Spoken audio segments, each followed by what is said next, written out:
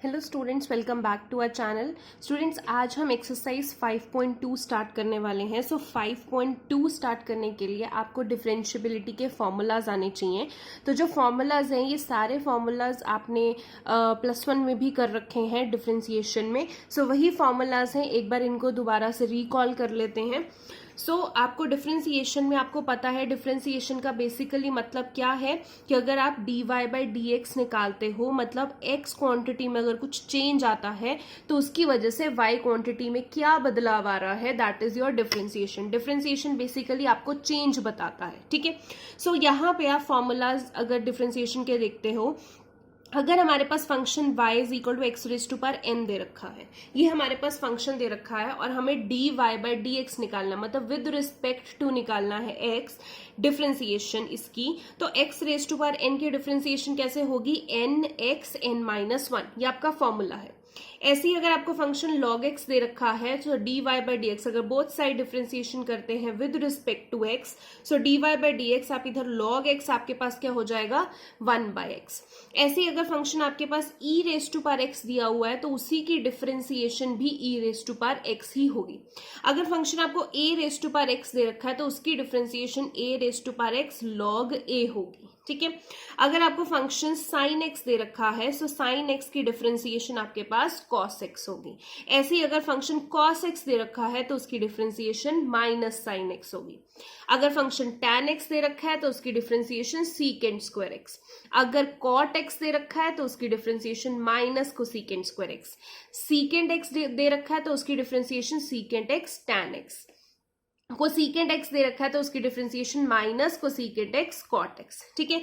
यहां तक आपके फॉर्मूलाज हैं जो आपने +1 में भी कर रखे हैं। इनको याद करने का एक तरीका मैंने बताया था कि अगर आप c वाले लेते हैं, एक चीज ध्यान रखनी है, जो भी c से स्टार्ट होंगे उनकी डिफरेंशिएशन में नेगेटिव आएगा। जैसे cos x है तो -sin x, cot है तो -cosec²x, कोसेकेंट है तो -cosecant x cot x, ठीक है।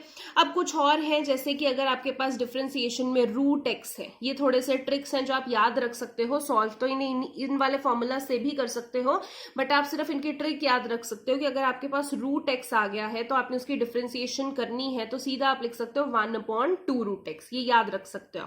अगर आपके पास 1/x जैसा फंक्शन है तो उसकी डिफरेंशिएशन सीधा लिख सकते हो, क्या होगी, -1/x²। ऐसे ही अगर आपके पास 1/x² है तो उसकी डिफरेंशिएशन करनी है तो उसकी डिफरेंशिएशन होती है -2/x³। ऐसे 1/x³ है तो उसकी डिफरेंशिएशन क्या हो जाएगी, -3/x⁴। अगर मैं लिख दूं 1/x⁴ तो उसकी डिफरेंशिएशन क्या होगी, यहाँ पे क्या हो जाएगा -4 और यहाँ पे x⁵, ठीक है। डिफरेंशिएशन के फॉर्मूलाज हैं, आपने +1 में भी कर रखे हैं। नेक्स्ट चीज आपने डिफरेंशिएशन में +1 में भी पढ़ी थी, that is product rule. Product rule का मतलब अगर फंक्शन है, दो चीजें आपस में मल्टीप्लाई हो रही हैं, that is product rule. Product rule में अगर डिफरेंशिएशन करते हैं आप, सपोज ये फंक्शन है, आपका फंक्शन जो है dy/dx जो है, यहाँ पे जो फंक्शन है f(x), इसकी डिफरेंशिएशन करनी है तो f' होगा, और फंक्शन में दो वैल्यूज हैं जो आपस में मल्टीप्लाई हो रही हैं। तो ऐसे केस में जहां पे दो वैल्यूज आपस में मल्टीप्लाई हो रही हैं, वहां पे आप प्रोडक्ट रूल लगाते हो। कैसे लगाते हो, ddx पहले फर्स्ट की डिफरेंशिएशन करते हो into second, plus ddx second की differentiation into first, that is your product rule. पहले भी कर रखा है हमने। कोशेंट रूल की अगर मैं बात करूं, कोशेंट रूल मतलब जब दो चीजें डिवाइड हो रही हैं उनको हम बोलते हैं कोशेंट रूल। तो वहां पे क्या करते हैं हम, ddx ऑफ फर्स्ट की differentiation into second minus ddx of second की differentiation into first upon second का होल स्क्वायर, ये आपके पास कोशेंट रूल, ठीक है। ऐसे ही चेन रूल है आगे जो बहुत इंपॉर्टेंट है। चेन रूल को एक बार रिकॉल कर लेते हैं। चेन रूल कैसे, जैसे आपको फंक्शन दे रखा है, मान लीजिए y is equal to sin x², ये फंक्शन दे रखा है, तो आपने बोथ साइड डिफरेंशिएट करना है। इधर विद रिस्पेक्ट टू x करेंगे y को तो dy/dx आ जाएगा, इधर करेंगे देखिए sin x², अब इसको तो मैं x² को x ही मानूंगी, sin x की पहले हम डिफरेंशिएशन करेंगे। हमने फॉर्मूला में पढ़ा था sin x की डिफरेंशिएशन क्या होती है, cos x, यहाँ पे x क्या है, x²। फिर जिसको x माना है उसकी फर्दर डिफरेंशिएशन करनी पड़ेगी, यानी x स्क्वायर को हमने x माना है तो इसकी further differentiation D D X of X square करनी पड़ेगी। ठीक है, तो यहाँ पे cos x स्क्वायर को मैं cos स्क्वायर x लिख सकती हूँ, D D X of X square. अब यहाँ पे डिफरेंशिएशन का फॉर्मूला क्या लगेगा, x raise to power n का, वो क्या होता है n, यानी कि जो पावर है पहले आगे आ जाएगी x, फिर n माइनस वन यानी कि 2 माइनस वन 1 आ जाएगी, तो 2x cos स्क्वायर x आपकी डिफरेंशिएशन आ गई। ऐसे ही देखो, अगर मैं log of cos x cube की डिफरेंशिएशन करती हूँ तो पहले मैं क्या करूंगी, बोथ साइड डिफरेंशिएट किया, dy बाई डी एक्स आ गया, इधर log x, पहले इसको log x मानूंगी। log x की डिफरेंशिएशन क्या होती है 1 अपॉन एक्स, तो 1 अपॉन एक्स क्या है cos x क्यूब, फिर जिसको x माना है उसकी फर्दर डिफरेंशिएशन करनी है D D X of cos x cube. ठीक है, ये एज इट इज आ गया। अब देखिए यहाँ पे भी देखो cos x की डिफरेंशिएशन क्या होती है माइनस साइन x, अब x किसको माना है x क्यूब को, उसकी फर्दर डिफरेंशिएशन करनी पड़ेगी D D X of x cube. यही होता है चेन रूल आगे से आगे। यहाँ पे ये एज इट इज लिख दिया, ये एज इट इज आ गया। अब इसकी डिफरेंशिएशन x क्यूब की डिफरेंशिएशन क्या होगी, वही x raise to power n, ये आगे आ जाएगा n x n minus one, so 3x square, यही होगा 3 आगे आ जाएगा, n की पावर अगर इसको कंपेयर करें x raise to power n से, तो यहाँ पे n की वैल्यू क्या है 3, तो फॉर्मूला क्या होता है nx n माइनस वन, सो क्या हो जाएगा 3x 3 माइनस वन, यानी कि 3x स्क्वायर। ठीक है, इसी तरीके से आपका ये चेन रूल लगता है। ऐसे एक और पार्ट कर लेते हैं, अगर y is equal to sine X square है, ठीक है, सबसे पहले हम इसको क्या मानेंगे x raise to power n का फॉर्मूला हम मानेंगे। ठीक है, क्योंकि इसको x मान लिया, इसकी पावर है, तो क्या होता है n x n minus one. अब x किसको माना है साइन x को, फिर आगे D D X of sine x भी करना पड़ेगा। यहाँ पे करेंगे 2 sine x, D D X of sine x क्या हो जाएगा cos x। ठीक है, सो इस तरीके से आपके डिफरेंशिएशन के फॉर्मूलाज लगते हैं, आपने पहले भी कर रखे हैं, एक बार फिर से इनको अच्छे से रिवाइज कर लेना है। इन्हीं के बेसिस पे देखो आपकी एक्सरसाइज 5.2 है, बिल्कुल यही फॉर्मूलाज उन पे लगने हैं। उनमें से कुछ क्वेश्चंस जो हैं वो मैं आपको बता देती हूँ, बाकी क्वेश्चंस जो रह जाएंगे वो आप अभी कर सकते हो। आप अगर एक्सरसाइज 5.2 के देखेंगे, so first second third fourth ये क्वेश्चन आप खुद करेंगे। देखिए यहाँ पे साइन x मान लेना है, इसको cos x मान लेना है, इसको साइन x मान लेना है, इसको सीकेंट x मान लेना है, फिर चेन रूल लगाना है, डिफरेंशिएशन ही करनी है। ठीक है, नहीं आएंगे तो मुझे बताना, मैं इनको क्लियर कर दूंगी, बट ये वाले क्वेश्चंस आप कर सकते हो।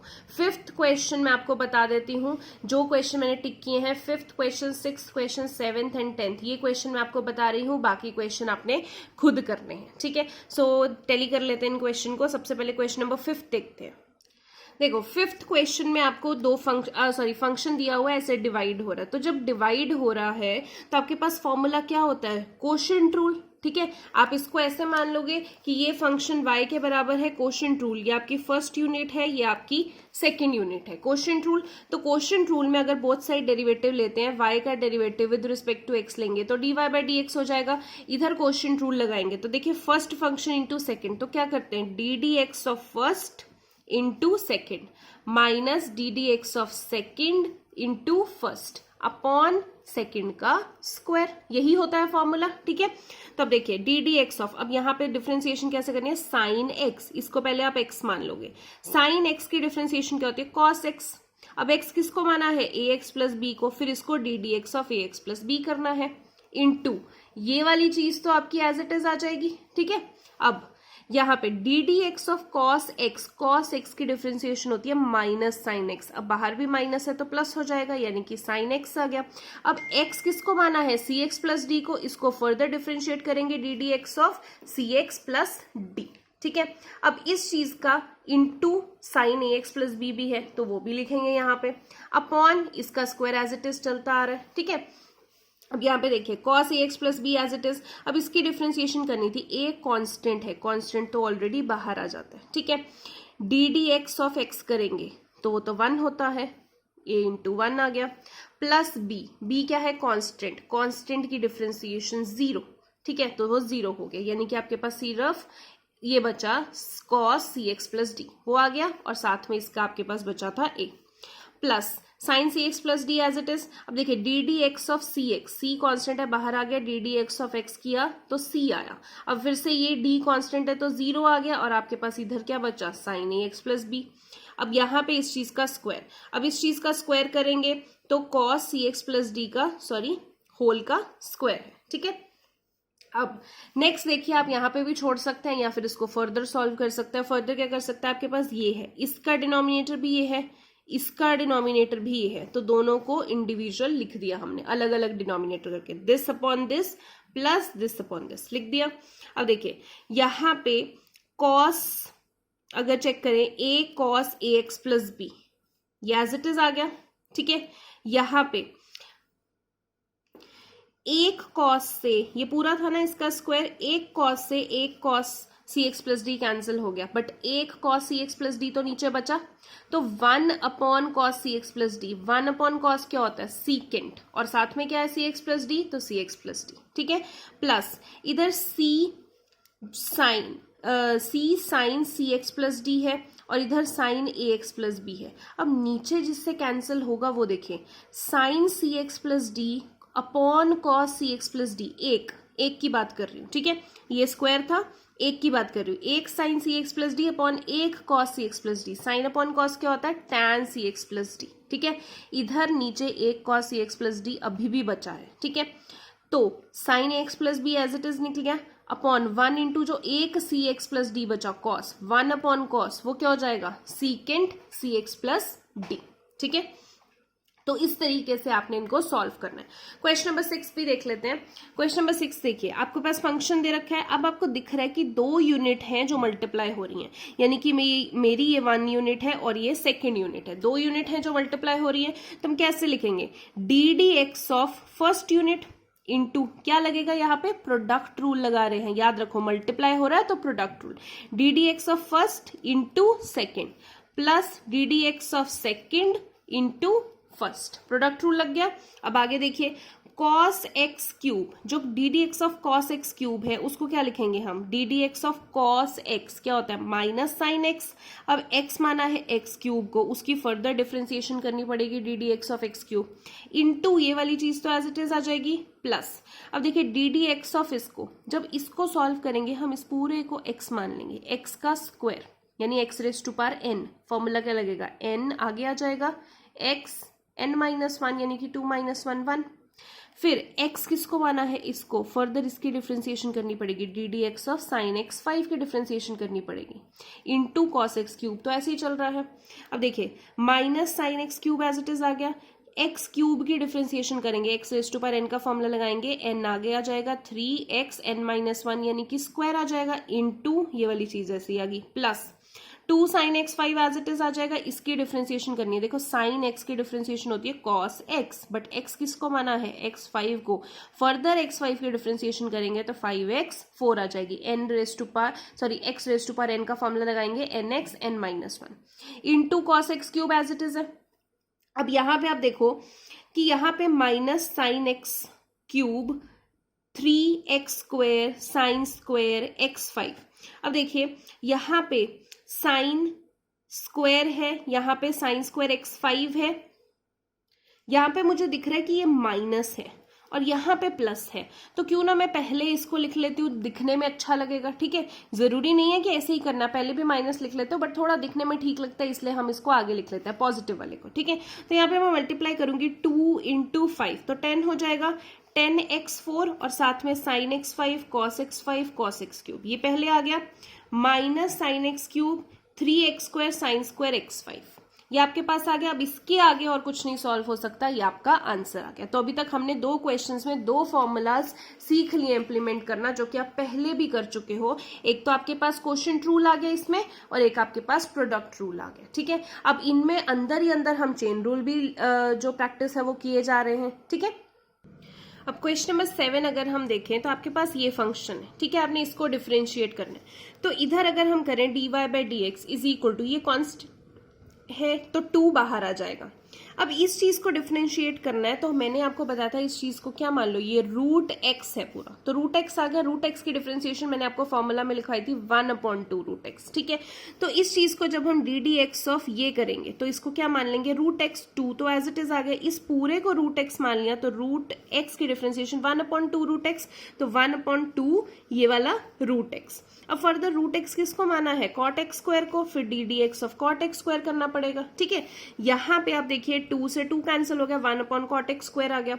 अब कॉट एक्स की डिफरेंशिएशन हमें पता है minus cosecant square X, X माना है हमने एक्स स्क्वायर को, अब एक्स स्क्वायर की फर्दर डिफरेंशिएशन करनी पड़ेगी D D X of X square. यहाँ पे minus cosecant square X square upon cot X square as it is आ गया। अब एक्स स्क्वायर की differentiation X raise to power n का फॉर्मूला लगाएंगे n x n-1, सो क्या आ गया 2x, यही आपका आंसर है, ठीक है। सो इसी तरीके से स्टूडेंट्स आपने बाकी क्वेश्चन करने हैं जो इस एक्सरसाइज के हैं डिफरेंशिएशन वाले, या तो आपका प्रोडक्ट रूल लगेगा, या आपका क्वोशिएंट रूल लगेगा, या आपका चेन रूल लगेगा, ठीक है। और जो आपके पास बाकी फॉर्मूलाज हैं साइन कॉस वाले वो लगेंगे, ठीक है। एक क्वेश्चन नंबर 10 है जो मैं आपको बता देती हूँ, जिसमें आपको शायद प्रॉब्लम आएगी। So question number 10 says prove that the greatest integer function defined by F x. ये आपके पास जब ब्रैकेट्स ऐसे लगी होती हैं that denotes greatest integer function.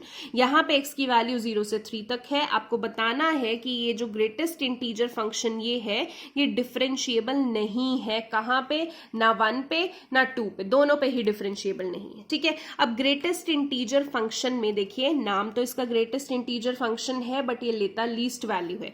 For example अगर मैं यहाँ पे 2.2 डालती हूँ, ठीक है, सो 2.2 के ग्रेटेस्ट इंटीजर फंक्शन 2.2 वैल्यू 2 और 3 के बीच में आती है, बट इस चीज का आंसर क्या होगा, इस ब्रैकेट में अगर 2.2 लिखा है तो उसका आंसर क्या होगा, अगर ये 2 और 3 के बीच में आ रही है तो हम लीस्ट लिमिट लेंगे 2, तो इसका आंसर 2 आने वाला है, ठीक है। नाम ग्रेटेस्ट इंटीजर फंक्शन है, ये ब्रैकेट्स लगी होती हैं बट लेता लीस्ट आंसर है। अब इसको समझेंगे, देखिए जब भी हमें डिफरेंशिएबल प्रूव करना है तो हमारे पास फॉर्मूला होता है, जैसे हम लिमिट में चेक करते हैं left hand limit right hand limit बराबर होनी चाहिए तो वो कंटिन्यूअस है, ठीक है।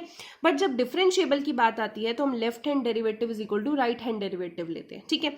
अब आपको 2 पॉइंट्स पे चेक करनी है, x is equal to 1 x is equal to 2, तो आप सबसे पहले हम x इज इक्वल टू 1 पे चेक करते हैं। देखिए सबसे पहले मैंने यहाँ पे लेफ्ट हैंड डेरिवेटिव लिखा है LHD।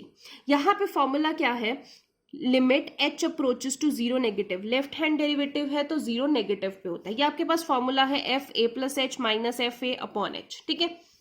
अब देखो ये आपके पास फॉर्मूला है, इसमें ए क्या है, कांस्टेंट, जहां पे आपको चेक करनी है। अब जैसे मैं x1 पे चेक कर रही हूं तो वही है, यहाँ पे limit x h approaches to 0 negative, f a किस पे चेक कर रही हूँ 1 पे, तो 1 plus h minus f of a 1 है अपॉन h, ठीक है। अब सॉल्व कैसे करना है वो आप देखो, अगर मैं f1 प्लस h पे चेक कर रही हूँ, मतलब ये रहा x की जगह मुझे क्या डालना है 1 प्लस h, यानी कि इस x की जगह 1 प्लस h डालना है, तो ग्रेटेस्ट इंटीजर फंक्शन में ब्रैकेट में क्या आना चाहिए 1 प्लस h माइनस।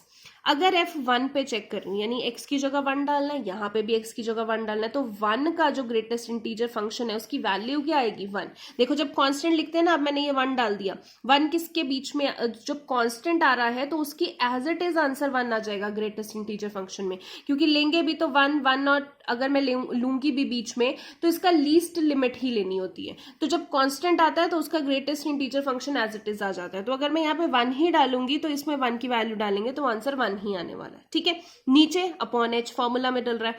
अब आता है मेन सॉल्व करना। देखो यहाँ पे लेफ्ट हैंड डेरिवेटिव है, हमने 0 नेगेटिव लिया है, ठीक है, मतलब यहां में चाहे हमने फॉर्मूला में पॉजिटिव लिखा हुआ है बट हमने क्या लेना है नेगेटिव मान के चलना है, क्योंकि हम लेफ्ट हैंड डेरिवेटिव ले रहे हैं, ठीक है। अब कई स्टूडेंट्स यहाँ पे ऐसे भी करते हैं कि यहाँ पे 1 प्लस h की जगह, क्योंकि हम लेफ्ट हैंड डेरिवेटिव माइनस वाला ले रहे हैं तो हम 1 माइनस h लिख देते हैं, कई ऐसे भी यहाँ पे लिखते हैं, तो वो भी सही है, आप इसको 1 माइनस h भी लिख लो। बट अगर आप इस फॉर्मूला में इंप्लीमेंट कर रहे हो और आपने 1 प्लस h भी लिखा है तो दिमाग में आपके क्या होना चाहिए कि माइनस चल रहा है, लेफ्ट हैंड डेरिवेटिव चल रहा है, तो मैंने 1 माइनस h करना है, ठीक है। अब h क्या होता है, बहुत ही छोटी सी term which is close to 0, इसीलिए हम लिखते हैं ना h अप्रोचेस टू 0, तो बहुत ही छोटी सी टर्म है विच इज क्लोज टू 0। तो यहाँ पे h जो है वो 0 के बराबर है और मुझे लेफ्ट हैंड डेरिवेटिव लेना है, तो 1 में से मुझे बहुत कम 0 पॉइंट समथिंग माइनस करना है, ठीक है। अब 1 में से अगर मैं 0 पॉइंट समथिंग माइनस करती हूँ, 1 में से मुझे माइनस करना है 0 पॉइंट समथिंग, तो मेरे पास 0.0 समथिंग आएगा। अब ये जो 0.0 समथिंग है वो 0 एंड 1 के बीच में आ रहा है, दोनों में से लोअर लिमिट कौन सी है? 0। तो मेरा इसका इस ब्रैकेट का आंसर क्या आने वाला है? 0 माइनस ये 1 as it is upon H. अब देखिए 0 माइनस 1 तो -1 होता है, एच कहाँ पे पुट करना है? एंड में लिमिट हम एच की क्या करते हैं? 0। अब -1 डिवाइड बाय 0 आंसर क्या आ रहा है? Infinity. Anything divide by 0 is infinity. तो ये लेफ्ट हैंड डेरिवेटिव का हमारे पास आंसर इन्फिनिटी आ गया। अब राइट हैंड डेरिवेटिव चेक करते हैं। वहां पे क्या है? सिर्फ यहाँ पे प्लस करना है, बाकी फॉर्मूला सेम है। यहाँ पे ए की जगह 1 + h ही डालना है, एफ ऑफ 1 ही होता है अपॉन एच। अब यहाँ पे मुझे प्लस करना है, यानी कि 1 में मुझे 0 पॉइंट समथिंग प्लस करना है। अब 1 में जब मैं 0 पॉइंट समथिंग प्लस करूंगी तो 1 पॉइंट कुछ आएगा। अब 1 पॉइंट मतलब 1 और 2 के बीच में आएगा, तो लोअर लिमिट क्या है मेरी? 1, यानी कि इस ब्रैकेट ग्रेटेस्ट इंटीजर फंक्शन का आंसर मेरे पास क्या आने वाला है? 1। इधर भी क्या है? 1। तो 1 माइनस 1 अपॉन एच आ गया। यहाँ पे एच को हम 0 पुट कर देते हैं, बट 0 तो बाद में पुट करेंगे, पहले 1 माइनस 1 अगर हम देखें यहीं पे 0 बन रहा है, तो पहले हम न्यूमिरेटर देखते हैं हमेशा।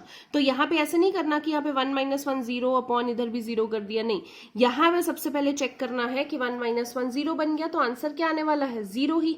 अब राइट हैंड डेरिवेटिव का आंसर 0 आ गया, लेफ्ट हैंड डेरिवेटिव का आंसर इन्फिनिटी आ रहा था। अब 0 और इन्फिनिटी तो बराबर नहीं है, सो हमारा जो लेफ्ट हैंड डेरिवेटिव है it is not equal to right hand derivative, इसीलिए this function is not differentiable at x is equal to 1। अब 1 पे तो नहीं है, अब 2 पे चेक कर लेते हैं। सो x इज इक्वल टू 2 पे देखिए, पहले लेफ्ट हैंड डेरिवेटिव फॉर्मूला वही है, limit h approaches to 0 f a plus h minus f of a plus upon h। अब a की वैल्यू यहाँ पे क्या है? 2, तो यहाँ पे डालेंगे 2 + h यानी कि f ऑफ 2। अब देखिए करना क्या है? माइनस करना है, यहाँ पे चाहे प्लस लिखा है, आप लेफ्ट हैंड डेरिवेटिव चेक कर रहे हो तो 2 माइनस एच आप करोगे उसको, यानी कि 2 माइनस 0 पॉइंट समथिंग करोगे। अब देखिए 2 माइनस 0 पॉइंट समथिंग करेंगे तो वो 1 पॉइंट समथिंग आएगा। अब 1 पॉइंट समथिंग 1 एंड 2 के बीच में आता है, तो लोअर लिमिट फिर से क्या हो गई आपके पास? 1, यानी कि इसका आंसर आपके पास क्या आने वाला है? 1। ठीक है, यहाँ पे एक स्टेप मिस कर दिया है, आप डायरेक्टली भी कर सकते हैं। अगर लिखना है वो स्टेप तो वही कि f2 + h की वैल्यू क्या होगी? ग्रेटेस्ट इंटीजर फंक्शन में f2 + h, f2 की वैल्यू क्या होगी? ग्रेटेस्ट इंटीजर फंक्शन में f ऑफ 2। ठीक है, क्योंकि फंक्शन तो आपके पास यही चल रहा है ना, f of x is greatest integer of this, तो a + h मतलब 2 + h, x की जगह यहाँ पे 2 + h डालेंगे तो यही वैल्यू आएगी, माइनस x की जगह यहाँ पे 2 डालेंगे तो यही आएगी, अपॉन h चल रहा है। अब 2 + h है, बट हम लेफ्ट हैंड डेरिवेटिव कर रहे हैं तो 2 माइनस h करेंगे, 2 माइनस 0 पॉइंट समथिंग, तो वही की 1 पॉइंट समथिंग आएगा, एंड 1 एंड 2 के बीच में लाई कर रहा है, तो लोअर लिमिट इज 1, तो यहाँ पे 1 आ गया। माइनस f ऑफ 2 जब कांस्टेंट आ रहा है उसका तो ग्रेटेस्ट इंटीजर फंक्शन वही होगा, अपॉन h। 1 माइनस 2 -1 आ गया, -1 अपॉन h। अब h को जब आप 0 पुट कर दोगे तो -1 अपॉन 0 क्या आ जाएगा? इन्फिनिटी। चलो लेफ्ट हैंड डेरिवेटिव का ही आ गया, अब राइट हैंड डेरिवेटिव चेक कर लेते हैं। उसमें फॉर्मूला वही है, आपने बस प्लस करना है, यहाँ पे पुट किया वही। अब इसमें पुट करेंगे 2 + h तो वही आएगा ग्रेटेस्ट इंटीजर फंक्शन 2 + h, इसमें 2 पुट करेंगे तो ग्रेटेस्ट इंटीजर फंक्शन 2 का आंसर तो 2 ही आने वाला है। ठीक है, अब 2 + h की बात करते हैं। 2 में 0 पॉइंट समथिंग प्लस करना है तो वो 2 पॉइंट समथिंग हो जाएगा, और 2 और 3 के बीच में आएगा, बट लोअर लिमिट क्या है? 2। तो इस चीज को सॉल्व करके आपके पास आंसर क्या आता है? 2 माइनस क्या है? 2 अपॉन h। अब देखिए 2 - 2 ये तो ऊपर से ही 0 बन रहा है, अब 0 अब बाद में h पुट करने की तो जरूरत ही नहीं है, क्योंकि ऊपर से ही न्यूमरेटर 0 बन रहा है, तो इसका आंसर 0 आ गया। फिर से आपका लेफ्ट हैंड डेरिवेटिव और right hand derivative, infinity is not equal to 0, यानी कि left hand derivative is not equal to right hand derivative, तो आपके पास this function is not differentiable at x is equal to 2। तो यही आपको prove करना था कि 1 पे डिफरेंशिएबल एंड 2 पे डिफरेंशिएबल नहीं होना चाहिए, तो वही आपने कर दिया कि x is not differentiable at x is equal to 2। ठीक है, सो स्टूडेंट्स आज के लेक्चर में इतना ही करना है आपने। एक्सरसाइज 5.2 कंप्लीट कर देनी है, कल हम एक्सरसाइज 5.3 स्टार्ट करेंगे। इसको अच्छे से कीजिए, जो क्वेश्चन रह गए हैं उनमें वही फॉर्मूलाज लगने हैं, product rule, quotient rule, chain rule, so वो आप आसानी से कर सकते हो।